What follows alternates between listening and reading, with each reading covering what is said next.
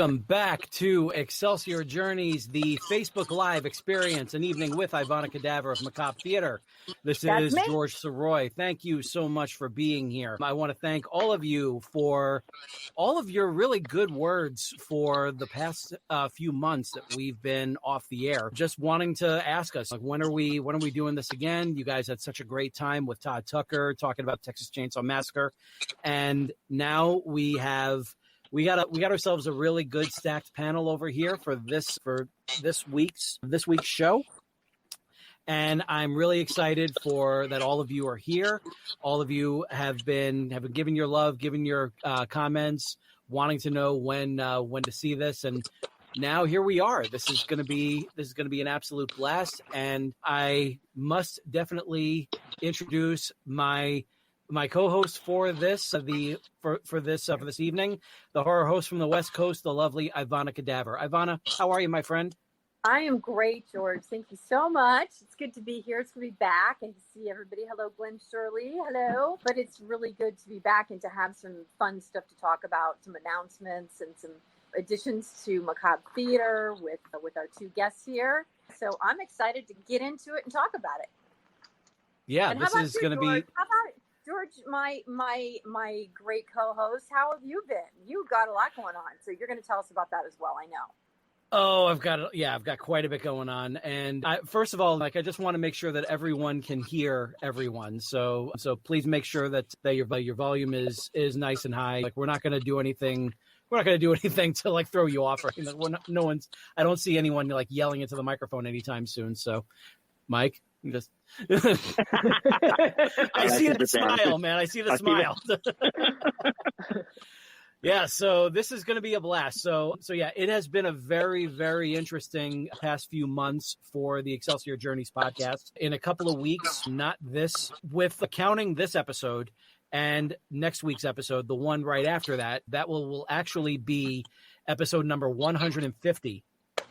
And I've gotten actually 2 months worth of content banked because I had so much fun being part of Fan Expo STL.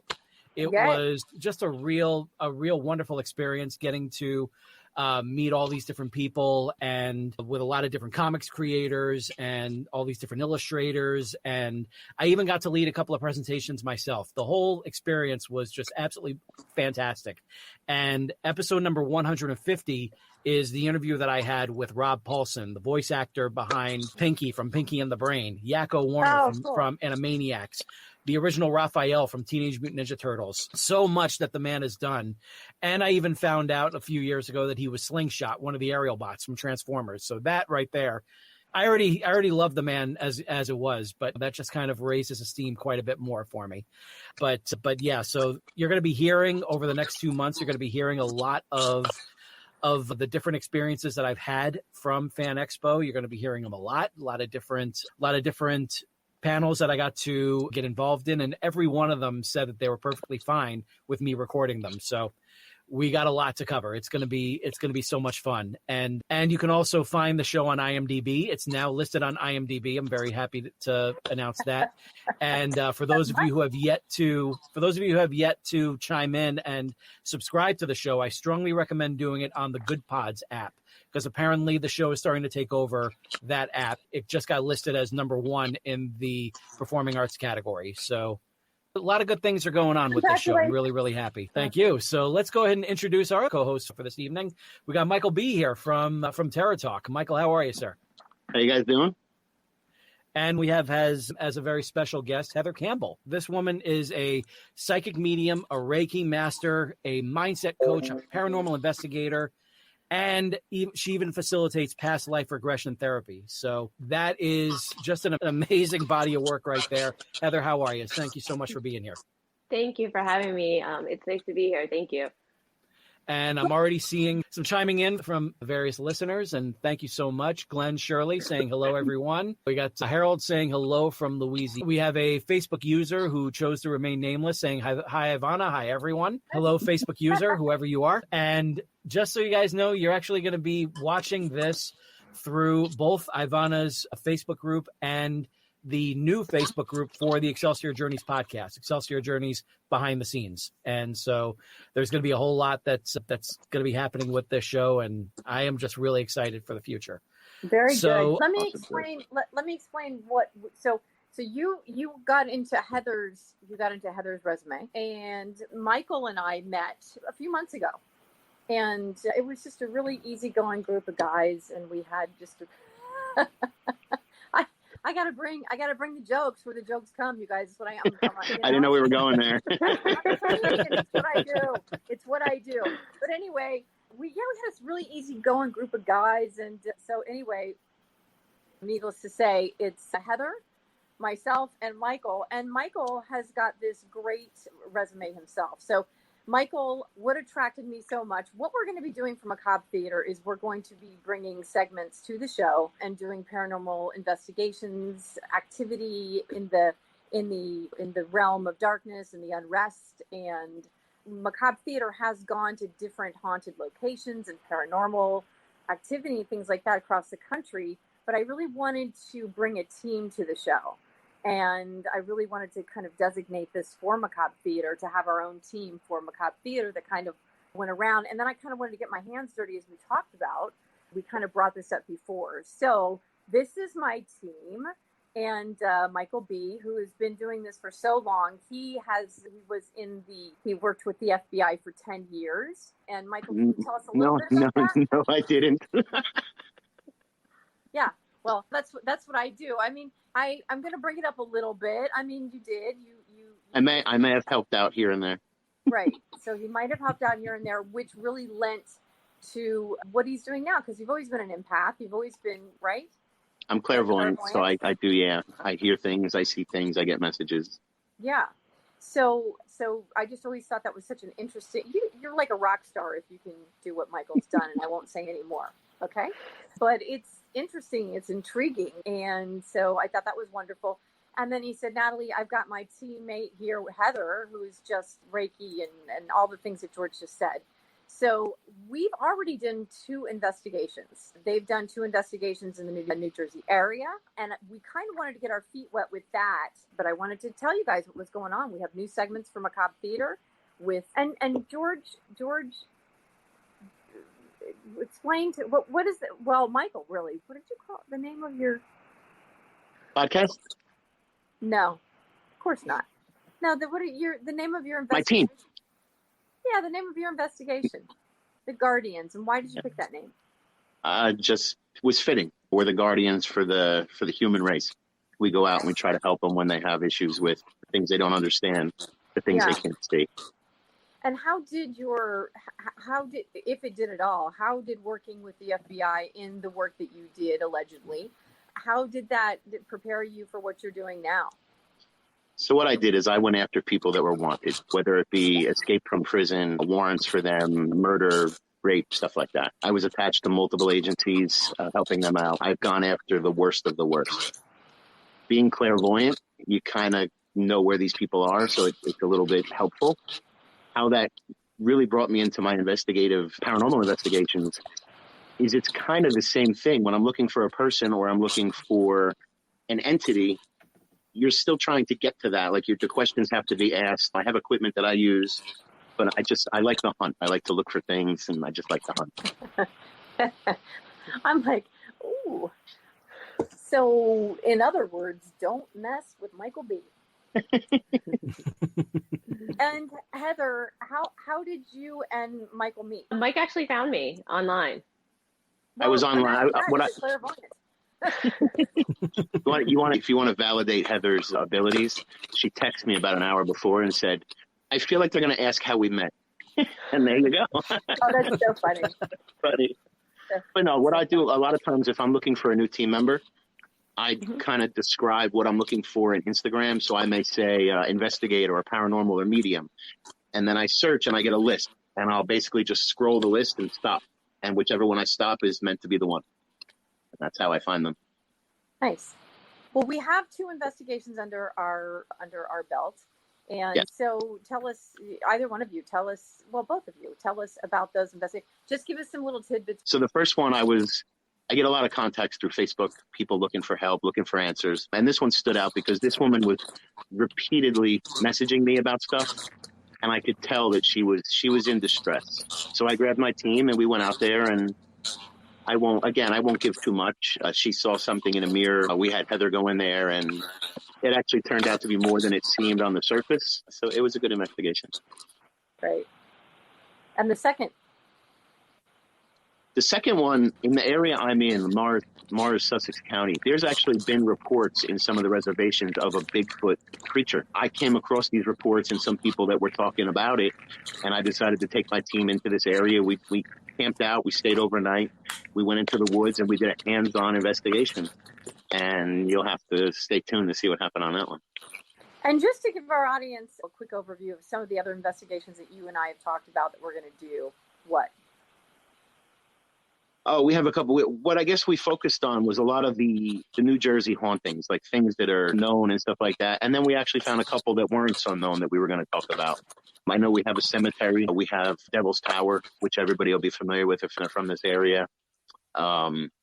We do have an island. I don't know if you want to disclose that one yet, but we have a good island we're working on. I didn't think so. But yeah, we have a few. And like I said, I don't want to just go and find a ghost and say like, hey, like we found a ghost.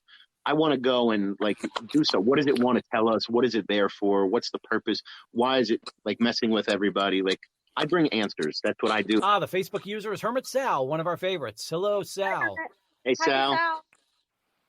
And he's got a question here. It says from Mike saying, ever done any investigations on Native American skinwalkers and the New Jersey Devil? The Native American skinwalkers, I actually went to a reservation. I'm trying to think of the name of it. It's kind of close to Chester, New Jersey. We did something there, and we actually were contacted by some of the Native Americans. I brought a medium with me, not Heather. You can actually find that one on my YouTube, which is terratalknj.com or terratalknj on YouTube.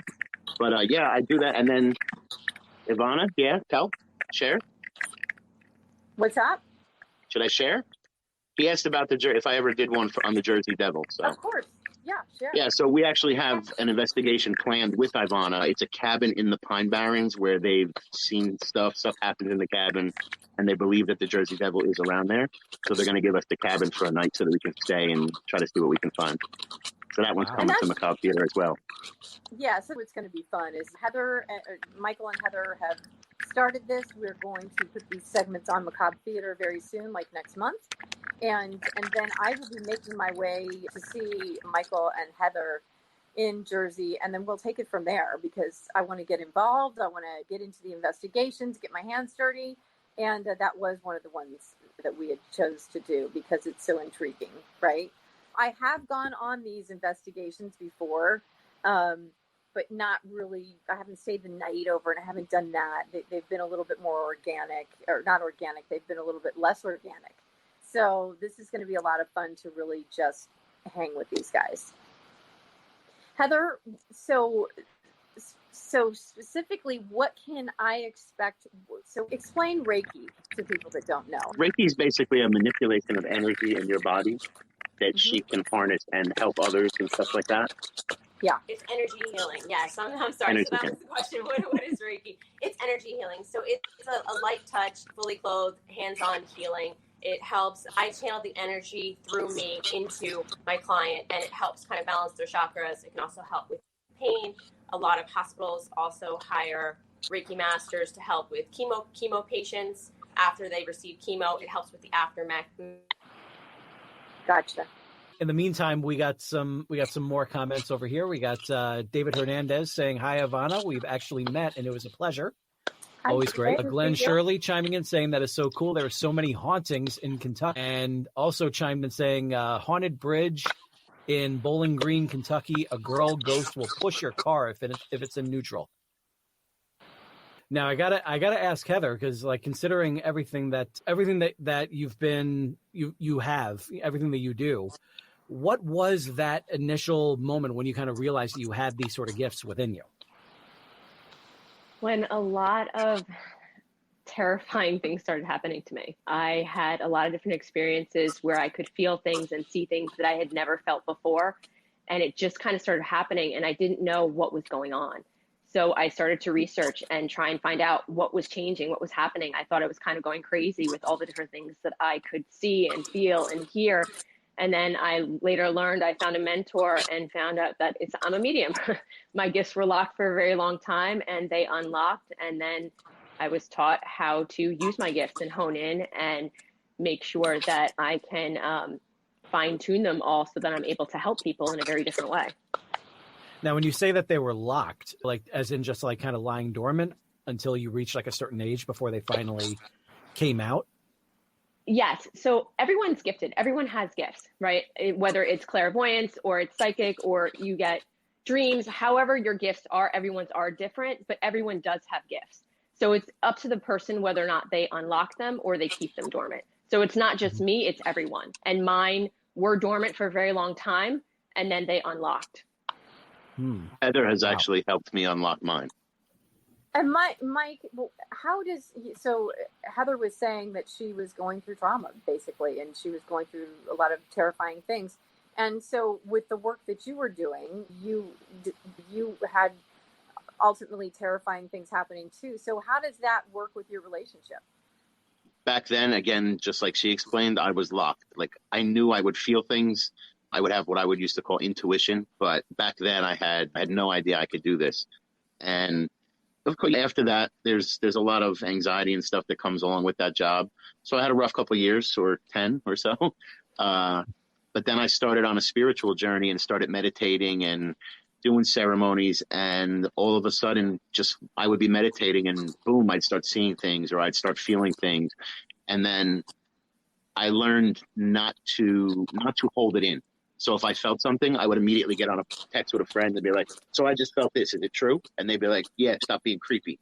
And that happened a lot, especially with ex-girlfriends or girlfriends that I was seeing. I would text them stuff and they'd be like, stop being creepy. Like, how do you do that?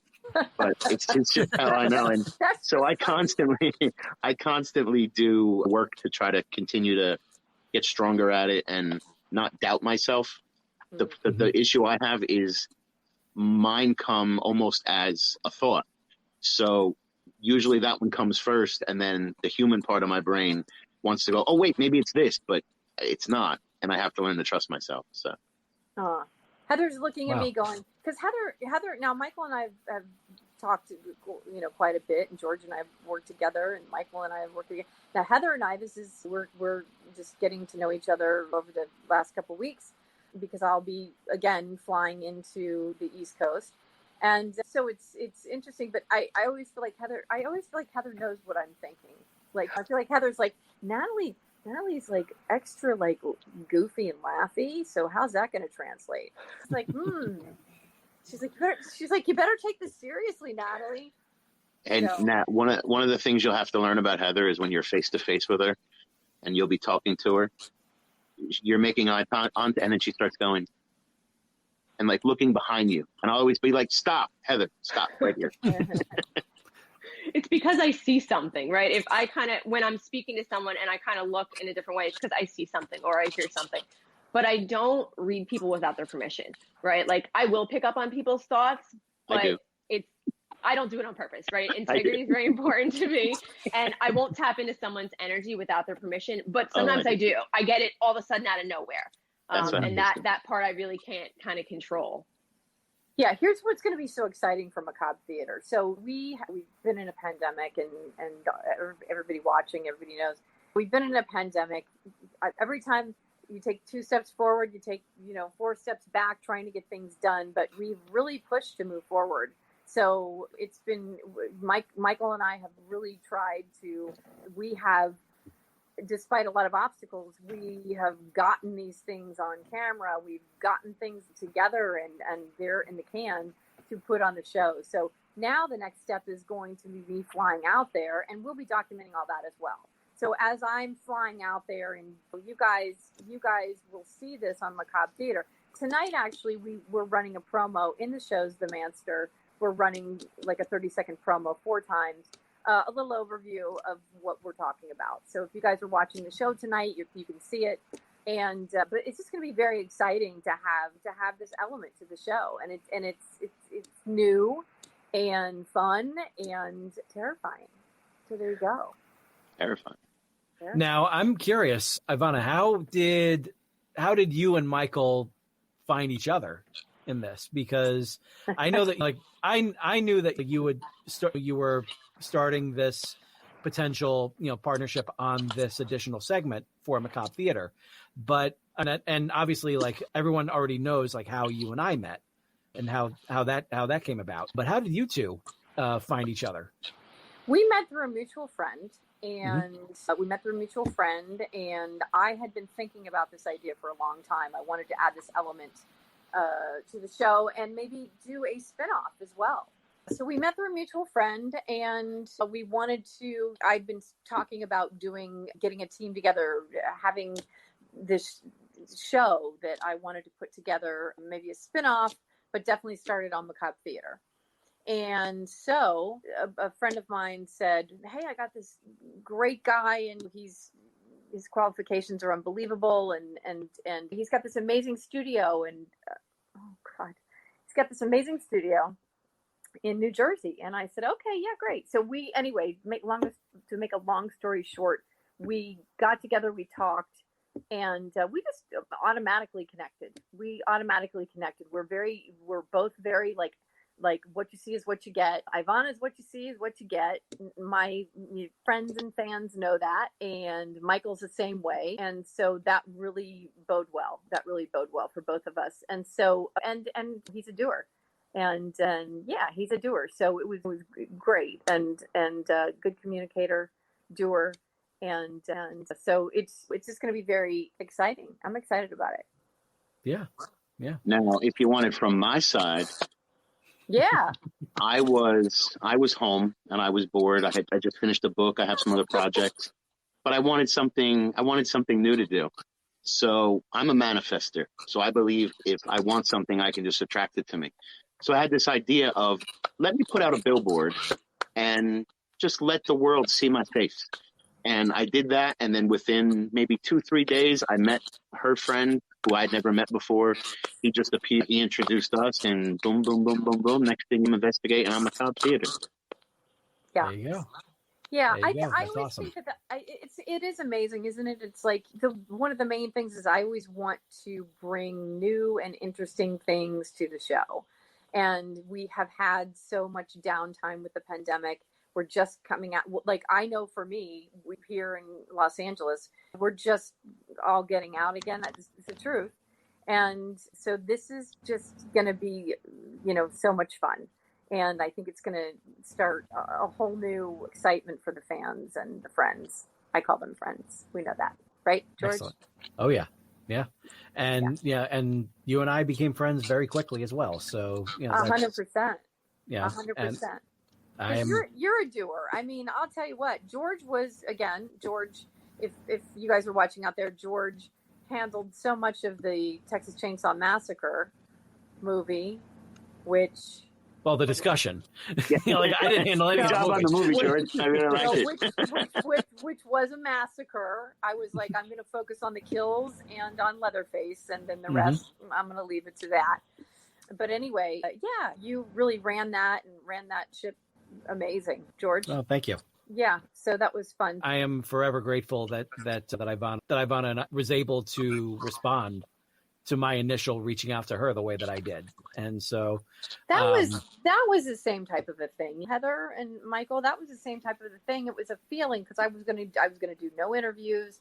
It was on a Halloween during the pandemic. I wasn't going to do any interviews. I was going to engage with the audience and live tweet and all of that. But there was something about his message, and I thought, there's something here. I just like his vibe. And I like that. Yeah, really. I said, I like this. I like his approach is what I said. I like his approach. What a lot of people don't know is I legitimately answer. It's not somebody else answering. I mean, I had one year where we did a Halloween marathon and there was legitimately 130 to 300 tweets every second. And I'm just watching the pages going through, and my brain was like, oh my God, it was going to blow off the top of my head. But at any rate, I legitimately answer back everybody. I mean, it's a community, right? So I legitimately answer everybody back. And it is me. I want everybody to know it's me because I enjoy that relationship. So But anyway, yeah, when I will get, and then some people say, well, you never get back to me. And I'll say, well, there's probably something that was going on. Mhm. Like, yeah. Oh yeah. George, I sent you the link, but I can't send I don't think I could send the file.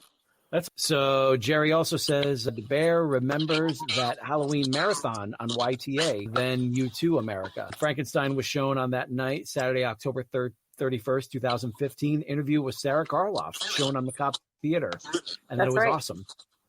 Yeah, it was, Jerry, sorry. No, it's okay. Yeah. By all means, go ahead and. Yeah, so Jer Bear, I call him Jer Bear, yeah, actually came here to Los Angeles, and I gave him like the tour of all tours. But he came here for the First Glance Film Festival, and no, it wasn't First Glance Film Festival. He did come for First Glance Film Festival. He first went to First Glance Film Festival in Philadelphia at the Franklin. And so then he came here for First Glance Film Festival at the it was in NoHo, North Hollywood. And I just showed him around town, and we just went. And we went to a few after parties, and I showed him what, Los Angeles was all about. So I know he had fun. Nice. That sounds like a blast. Yeah. But he remembers that Halloween special, because I told him the story. 2015. It's crazy. Yeah, Yeah. I mean, we generally have it. We have one each year. This particular one, the network really pushed this, and needless to say, yeah, when you look up and you're seeing 300 tweets going at every second, and the pages is going, that went on for 4 hours, and then it started to calm down, and I thought, oh my God, I don't know what just happened. So that's very cool. Privilege problems. Oh, yeah.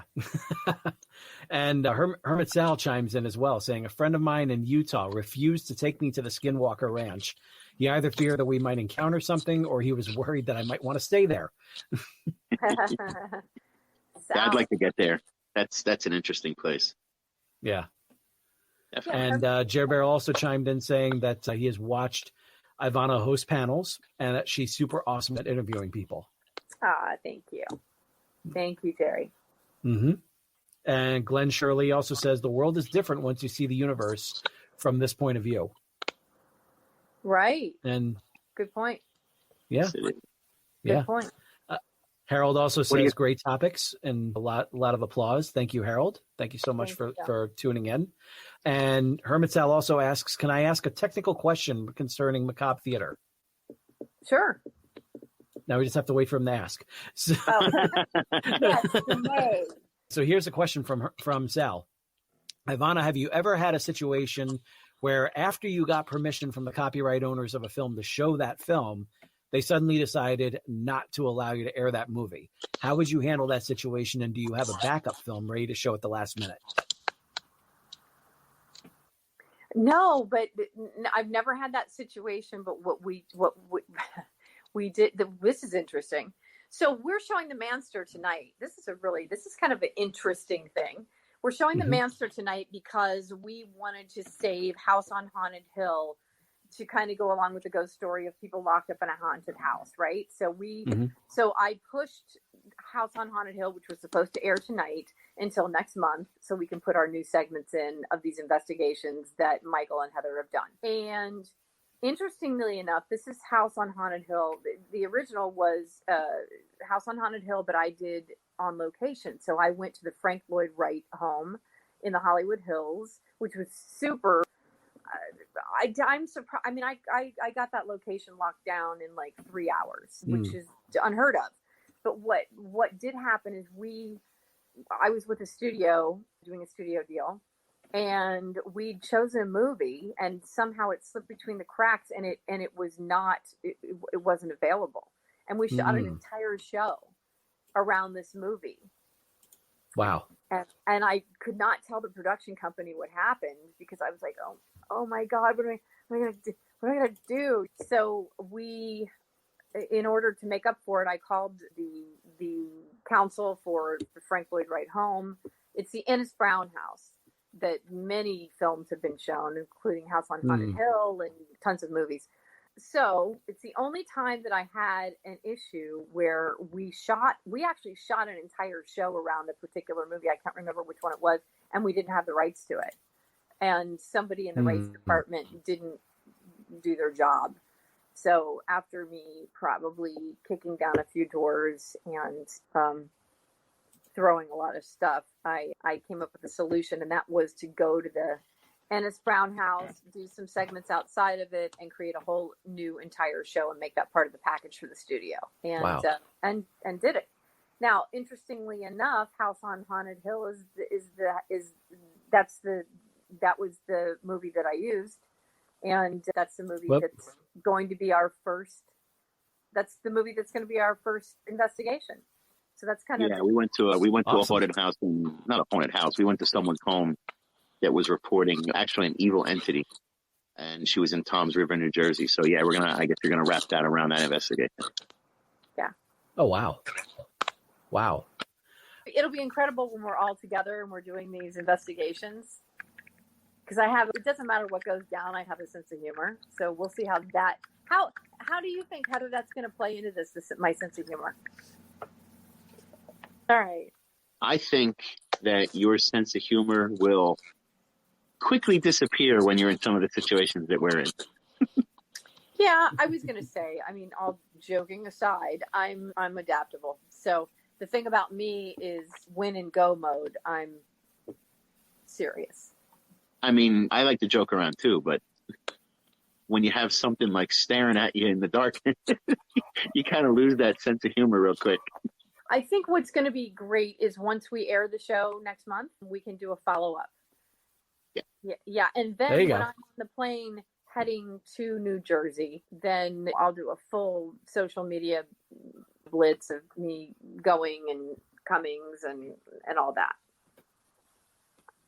Oh yeah, that'll be a really fun, kind of follow up there as well. Yeah. And Sal, thank you so much for saying that he wants to encourage everyone to purchase my book, From Parts Unknown.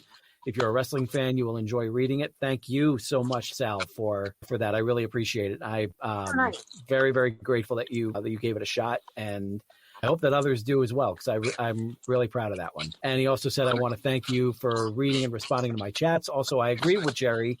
Ivonna is magnificent. Oh, thank you so much. Thank you so much, Sal. Yeah. Thank you, Jerry. And Glenn also asked, you said evil entity. Do you all deal with demonology? Yeah, I don't. You can clear energy without getting into demonology. I don't get into stuff like that. So what will be our next investigation? I am still combing through a few that I have, and I'm waiting to see the dates that you're going to be here so I can try to save the good ones for you. They're all good ones, but yeah. Your first one is most likely going to be the Pine Barrens with the Jersey Devil. Yeah, that's going to be amazing. And I was thinking, like, right outside the cabin is a tree. So I was thinking we just tie you to the tree, put a camera on you, and then we go inside, and we hear you screaming, and we'll know what's going on. It will never happen. That's how I do investigations, George, you know? I said I was different. Like Wonder Woman. That tree will be, like, broken in 4 pieces. Right. That's what I do. So, but yeah, what I like to do in a place like that is maybe if there's a room that has a lot of activity, maybe have somebody spend like the night in that room, but have cameras on them to see what's happening. A lot of times when you go to sleep, things mess with you and you don't even know it. Mm-hmm. So I like to capture that. Nice. Jackie Merson writes in saying, great interview. Now, if you get scared, depends. Okay. Yeah. Yeah. Yeah. What Jack is saying is if I'm going to get scared, we'll see. It's fun to be frightened sometimes. Yeah, I think so. Well, and like if you're an adrenaline person, as we got Connor Chamley from Ireland. Hey, Connor. Nice. Hi, Connor. Hey, Connor. Any question? Yeah, I got one here. It says, "Where in New Jersey is the investigation?" Jack, which investigation are you asking about? We have several investigations. We're starting off with 2. Yeah, we've already done 2. We did one down in Toms River, New Jersey, and we did another one up here in Mars, Sussex area at the Mahon Dickinson Reservation. There was a couple reports up there, so that's where we went. So those are the first 2. And then the Devil Jacket, it's going to be in the Pine Barrens. We have somebody that contacted us. She owns a cabin in the Pine Barrens with all kinds of activity and sightings. So she's going to let us use the cabin for the evening. That's going to be gnarly. I know you like that word. I'm looking forward to that. Yeah, we don't stay gnarly in New Jersey, so it's entertaining. Whatever. I got a 973 area code on my phone, so like I'll go ahead and I'll get to play along with that. So I say what else? Yeah, right. I'll be in Burlington. Burlington is, I don't know. I know where it is, but I can't see on a map. It's not close to there. We're going to start in New Jersey, but we're actually going to be going to different areas across the country. So that'll be fun. We're just starting there, obviously, because that's home base for Michael and Heather. And then they'll probably be coming here. Although I've already had many ghost stories, man on the street ghost stories. I mean, here's what's interesting is that I used to do this segment on Macabre Theatre called Man on the Street Ghost Stories.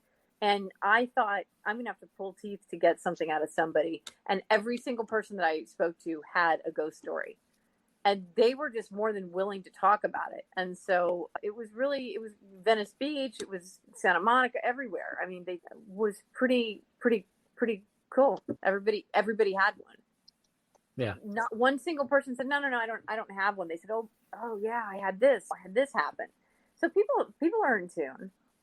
It's just, are they willing to talk about it? Yeah, very cool. And so, yeah, let's see. Sal also chimed in saying, when you go into the Pine Barrens to investigate the Jersey Devil, you might want to interview some of the residents of the Pine Barrens. They're called Pineys, and the police officers who investigate those sightings. Yeah, that's a big part of what we do. Is a big part of the show is going to be getting kind of with the residents and the locals and seeing their taverns and their fun and their food and getting an idea of their culture in that area. And I think that's going to be a big part of the show as well. I actually know a guy who he lives down south. He's always been like kind of I don't want to say he's obsessed with it, but he knows a lot about the Jersey Devil. He's a Devils fan. He had a food concession stand called On the Boardwalk in the Devil's Arena because he was so like into the Jersey Devil. And now he owns a bunch of Joe's Bagel Shops down in South Jersey. But he's agreed to meet up with us and basically tell us everything he knows about the Jersey Devil, sighting stories and stuff like that. From, like I said, he's a local business owner down there. So I'm looking forward to talking to him as well. That's great. And Jerry also chimes in saying, for Bigfoot, here in Pennsylvania, there's Stan Gordon from Greensburg, believes that he has followed Bigfoot and wrote books on the subject. Mm-hmm. Yeah, there's a bunch of people that do. Yeah. And Sal also said he's watching The Manster and taking notes because you never know when stuff like this might really happen. Also, interesting trailer. Thank you. Thank you.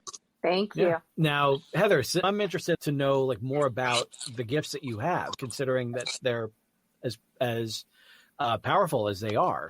The technique that you did that you do the Reiki. What was it like actually working with the first client and actually like going through that whole procedure with them?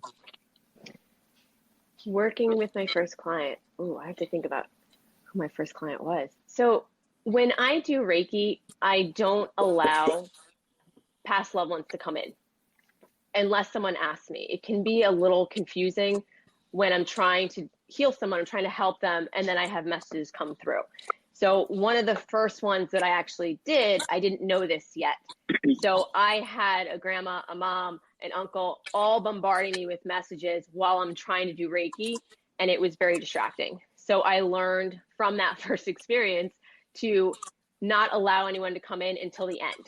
If they want me to deliver a message, they have to wait until the end, because during the session, I need to focus and concentrate on helping the person helping my client rather than getting the information. So I make them wait until the end, if that makes sense, because it can be a lot. Yeah. Just kind of taking everything in and processing it as well as detailed as you can when you're under those circumstances. Yes. Yeah. Awesome. And once you did that, once you were able to have that connection with that first client, was that your feeling like, okay, this is what I'm supposed to be doing? Yes. So I started to train to become a Reiki master after I had received Reiki myself. Reiki helped me tremendously throughout my own healing journey. I had a lot of depression. I had extreme anxiety, and Reiki helped clear it and eliminate it from my body. And I wanted to help others the way that it helped me. So I was a client before I became a practitioner, so I could also experience and know what it is to expect during the session and what it does, what it helps with. And it really helped change my life. So I wanted to help change other people's lives. And that's why I became a Reiki master. Wow. And is that something that you have to be able to do, like just one-on-one in person? Is it anything that you could do like virtually? Yes, I can do it virtually. It's called distant Reiki. I can pull in someone's energy into my field, do Reiki on them, and then send it back. So I don't necessarily have to be with someone if they're having some type of issue, right? I have clients all over the country, also in different countries as well, and I can do Reiki on them as needed. Oh, wow. The great part about having Heather on my team is whenever I need it, I just send a quick text, Heather, real quick, Reiki, got it. And then she has to stop what she's doing and do it for me. Yeah? She does, and it works. Really? Yeah. Oh, wow. So what was your first experience like working with each other? She's kind of annoying. No, like it's kind of so like when I used to go before Heather would come around and I would go into an investigation, my team was just a bunch of regular people that were helping me. And I would walk in and I could see something or I could feel something and I'd be like, guys, over here. And they'd be like, no, but the person said it was over there. And I'm like, yeah, but I'm telling you what's here. Now with Heather, we walk into a place and we're like, oh, you see that? She's like, yeah, you see that? And it just makes it a lot easier. It makes me not feel as crazy as I think I am at times. Or maybe we're just both crazy. But she, without getting into this too much, I believe in other dimensions, other everything. And we have definitely been friends together, whatever you want to call it. We were meant to be here to do this together. She's, like I said, she's helping me to unlock more of my gifts. And if you would ever go to my Facebook page, literally I scroll Facebook looking for somebody that needs something. I send them a message, ask if they want to talk to me, and I try and guide them through whatever they're going through, even if it's not paranormal, even if it's just they're having a hard time. I'm very awakened from the human sleep, we'll call it, so I can help people to just release some of the stress that we cause on ourselves. Because if you think about it, I'm going to make people crazy now, the only thing that exists is right now. People worry about their past, but the only place the past exists is in your mind. It doesn't exist anywhere else. So you have to allow yourself to let go of that stuff and live in the moment. You don't have to forget about it. You can use it to move forward, but to live in the past, it doesn't exist. It's just you're holding on to something you don't need to.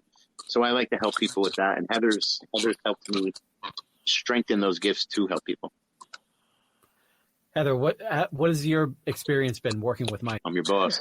I'll be back. Working with Mike, it's nice because he understands my gifts more than most people do.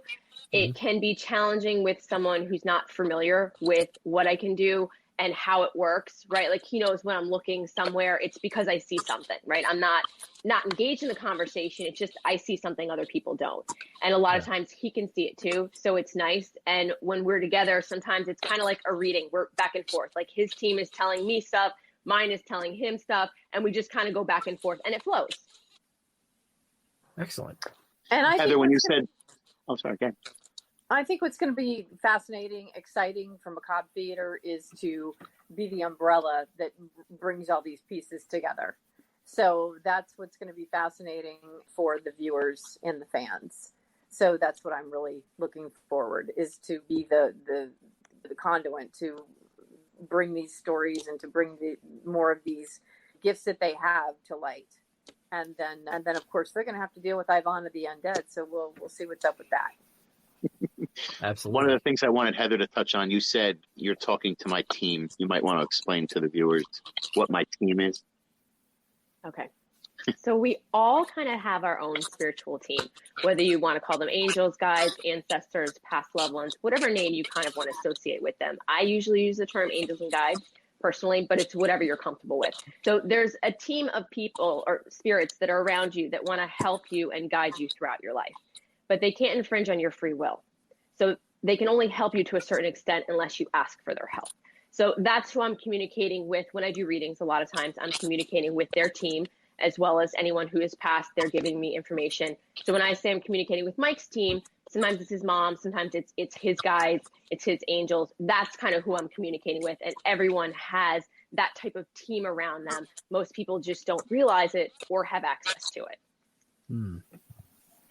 Wow. Guardian. I learned that I have an entire wolf pack around me, which I never knew. And now I do actually see them. I had another reading from a different medium who I was using for some other projects. And one of the first things she said was, I see like dogs or wolves all around you and a wolf totem. And I laughed because Heather had already said, like, hey, I have a wolf pack around you. And I'm like, okay. And so Heather can see things like, I don't know if it's like an augmented reality where it kind of like overlays over real life. Mine is always, they don't show themselves here. They show themselves from here to here. So I'll see them here, but if I try to look, it's not there. And one of the entities, spirits, angels, whatever you want to call it, that likes to always creep up on my side is Heather's sister, who's always with her. And I'll be standing there, I'll be like, yay, okay now, there you go. And Heather will be like, yeah, that's my sister. I wonder it's definitely interesting being around. I wonder if my cousin Matthew may be like part of my own team, just because since he's been gone since he's moved on since 2005, and he was a primary inspiration for the main character in my book. It was I had a sudden epiphany to name him Matthew Peters because his name is Matthew Peter Henkel, and so that was something that I've really kind of held on to for all this time, really. Yeah. And yes, I'm wondering, like, I'm fairly confident that he's on my team, but at the same time, I have no way of knowing myself. Well, George, if you cash out me $75, I can get that answer for you. I'm not curious. Don't think I'm not curious. Listen, we do have group events at the Abyss, home of Macabre Theatre. Oh, there you go. I was like, inappropriate. Look at this. Look at this. I've walked up to computers and trying to get things done, and God, this is so strange. This never happens. And I'll go, oh, I'll be right back. I'll say, just give me. I don't ever tell them what's going on. I'll just go, oh, I'll be right back. I walk away. It works. So it's kind of funny. And what's really funny is the fact that they have not shut down, like they have not messed with my system at all, since I'm the one that's broadcasting this. So that way it's not, that way everyone knows. It's like just the lengths that everyone's going to. See, George, if they were to mess with yours, then the show goes off the air and there's no, exactly. They're not doing, they mess with Heather, they mess with Ivonna. It's kind of like that mischievous, like, look what we can do. Right. And like, since you're in tune with it and everything, you can just like, I laugh. Well, and that's what I did. I was laughing. I was like, can you guys stop, please? Can I just get on? Can you just let me through and enough? You want to, turns out that, yeah. They say, come Halloween, you don't even have to go to haunted houses. Just come here. Spend a few hours walking around my house. I've had, when I was dating, I'd have people come to the house and they'd be sitting on the couch and then they would literally go, what was that? And I'm like, what? And they're like, something just whispered in my ear. I'm like, they do that. I'm like, and then I'll be like, give it about 10 minutes. They're going to touch you. 10 minutes later, okay, I'm leaving. It's definitely interesting here. So you like to take things home with you after investigations. That's why. I used to. I was learning. I used to go to investigations. I didn't know you had to clear yourself. I didn't know they could just jump on your back and come home with you. I learned the hard way a few times. The same. We got some more comments coming in. Another one from Sal saying, it is great to see Macabre Theatre expanding. Just another reason to watch Ivonna and Macabre Theatre every Saturday night. Yes, That is thank correct. you so much, Sal. Yeah, it's going to be a lot of fun, and I finally feel like we're over some of the obstacles and challenges that we had during the pandemic, and just moving forward. So Yeah. I think we're all kind of finding our I think everyone's finding their new way to move forward in this kind of new world. Yeah. And Sal also chimes in saying, "My having roots in Louisiana and growing up in hill country, I hope that you go down to Louisiana into the Bayou, New Orleans, Oh, for sure. and That's up one in of my hill favorite country." places. It's one of my favorite places, and let me tell you, that bayou it's no joke. That is no joke. Nice. Yeah. And Jackie also says there's a hotel in Marietta, Ohio, the Lafayette. Regular sightings and contact. Jackie who? Jackie Merson. Okay, so Jackie Merson says what? There's a hotel in Marietta, Ohio, the Lafayette. Regular sightings and contact, good food, and a guaranteed experience. Oh, wow. I like that. Yeah. Yeah. And Jerry asked for more clarification on what Sal was saying when he said that you wrote a book on pro wrestling. That is kind of true. It's a science fiction 5-part serial that focuses on what I call like the last remaining sport in America, which is known as the Gladiatorial Combat League. And so it has the over the top elements of professional wrestling, but it's once they get in the ring, then there's nothing scripted. It's whatever direction the storyline goes. It depends on who wins. And the main character is someone who is wanting to get into that sport so that way he can provide for his family, and he winds up getting turned into a monster that has to tear through the ranks of the entire GCL. So it was a fun story. It was a really fun story to write. And that sounds really good. Yeah, it started out as a video game concept back in 1998, and then it became a treatment for a script, and then it became several drafts of a script, and then a novelization in 2002, which was only about 200 something pages. And then once I got the rights back to that in 2011, that's when I realized I didn't like it anymore, but I wanted another crack at that story. And so it expanded into this. Now it's like this, big beast of a story. And so that wound up being a 5-part serial. So it was a lot of fun. Wow. Yep. That's awesome. Yeah. Hey, since we're plugging books, I have a book coming out called Terror Talk: The Awakening. Should be on Amazon in probably about a month. Awesome. Is that based on the experiences that you had? Is it fiction? It is. It actually starts with what I was doing prior to this, which was I was running an event venue, doing private parties. And some of the stuff that started happening there, me starting to meet with mediums and then getting into what I do now and kind of all the things that happen along the way. So it's a pretty good story. Awesome. I see Christina chiming in with 3 hearts saying hello. Hello, Christina. Hey, Christina, how are you? Glenn is signing off saying good night and good ghost hunting all. Always good to see you, Glenn. Take care, Glenn. And I think we've had a really good conversation. And so one more time, Mike, what's the name of your book? The book is going to be called Terror Talk, which is the name of my podcast, The Awakening. And it's basically the story of me. Awesome. And Sal also saying this was lots of fun tonight. I hope this will become at least a once-a-month conference. We'll have to make that happen. We've been working on that. Yeah, Sal, we're going to get back to doing that. We just had some things, life has a way of getting in the way. That's... Yes, it does. Yes, it does. So we're going to get back to doing that, and mostly just been concentrating on getting this content together. And Mike and Heather have done a stellar job. So that's always incentive for me to bring something new to you guys. So Mike has really pushed that along. Heather's pushed that along. And so now I'm able to bring that to you guys. We'll get that done. And the Guardians will continue to bring you more information on Instagram, Twitter, and Facebook. I will. And George, you and I will continue to put these shows together. And as always, you're an amazing curator. And thank you.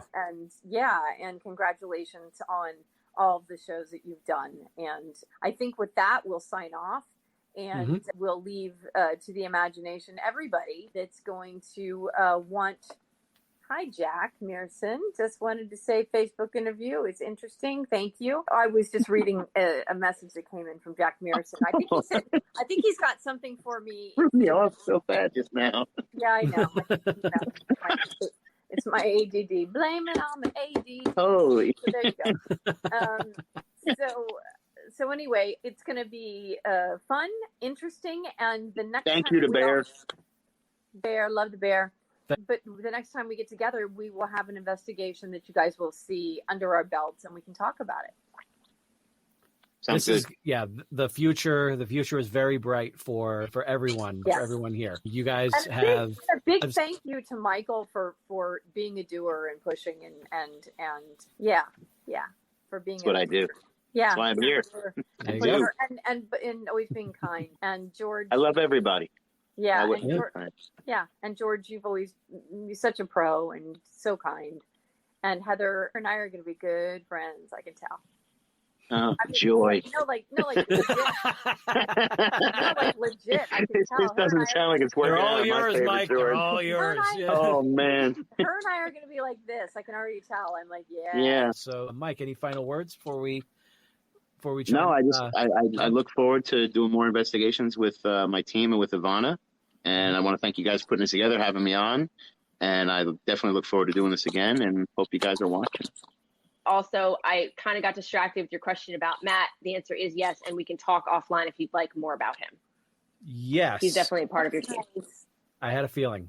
Yeah. And that's going to be Well, at Terror Talk Cash App tag. No problem. He's so inappropriate. Connect with Heather because she's always like spot on with her readings. Yeah, absolutely. Yeah. Heather, if you want, we can even just stay on here like after we go off the air and we can further discuss. So, Okay. Yeah, that my dear friend Ivonna, who knew just a simple Instagram message would spawn so much. Yes. And Yes. I am very, very grateful for you humoring this one man show over here. So, George, It's a good show though, George. So. Yeah, thank you. George, it's been my honor and my pleasure. And you're a doer and you're a kind person, and we will continue to have that. I'll continue to have that feeling of really approach. What did I say? I said you like my approach. Yeah, there's something about his approach. Yep. I said, yeah. Mm-hmm. I think, and then like 3 days later, I said, I want him to curate an interview for Halloween for me, and that's kind of how this started. Yeah, because it was originally going to be just a regular episode of Excelsior Journeys. And we had some technical issues, and it got to a point where we were just like, you even asked me, it was just like, can we try that one again? And I said, we'll go ahead and do that. I'll go ahead and delete the file. Which is super rare for somebody. I said, I wasn't happy with this. There was a certain part in there. And he said, I'll go ahead and delete the whole thing. And I thought, whoa, that's integrity. I knew you were someone that I definitely wanted to, have in my inner circle. And I'm very grateful that you are. Thank you. Likewise. Yeah. Likewise. Well, guys, it's been so much fun. And here we go with Macabre Theatre. I won't say the name, but with Macabre Theatre's The Guardians. There you go. And featuring Terror Talk. Featuring Terror Talk and Macabre Theatre combining together. We will come back on this fabulous podcast and bring you all the deets afterwards. If you have not subscribed yet, please do so on the Good Pods app. We're going to take that whole damn thing over. So I look forward to hearing from all of you. For Michael B., for Heather Campbell, for the always awesome Ivonna Cadaver. This is George Soroy saying to all of you, ever upward. And we will see you again soon.